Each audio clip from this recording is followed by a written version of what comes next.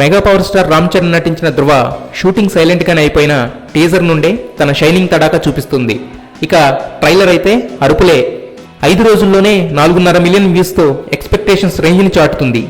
Release date దగ్గరవుతుండటంతో pre release రికార్డులను తన పేరుతో రాసుకుంటుంది.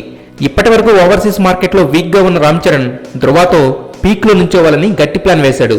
దానికోసం స్వయంగా తన నెక్స్ట్ మూవీని నిర్మిస్తున్న మైత్రి మూవీ మేకర్స్ని రంగంలోకి దించాడు. దాంతో ధృవతో తన ఓవర్సీస్ మార్కెట్ని మినిమం 1 మిలియన్ మార్క్ క్రాస్ చేసేలా జాగ్రత్త పడుతున్నాడు.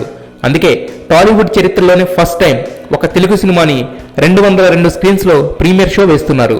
ఇది కమర్షియల్ సినిమానే అయినా ఓవర్సీస్ ఆడియన్స్ని అలరించేలా అల్ట్రా స్టైలిష్ అవుట్పుట్తో తీర్చిదిద్దారు. పైగా సినిమా అంతా ఇంటెన్సిటీ ఉన్నా కూడా హీరో విలన్ల మధ్య మంచి మైండ్ గేమ్ మాత్రమే ఉంటుంది. గ్లామర్ డోసేజ్ కూడా ఎక్కడా శృతిమించదు. సో ఈ విధంగా ఓవర్సీస్ ప్రేక్షకుడు ఆశించే అన్ని అంశాలు పుష్కలంగా ఉన్నాయి.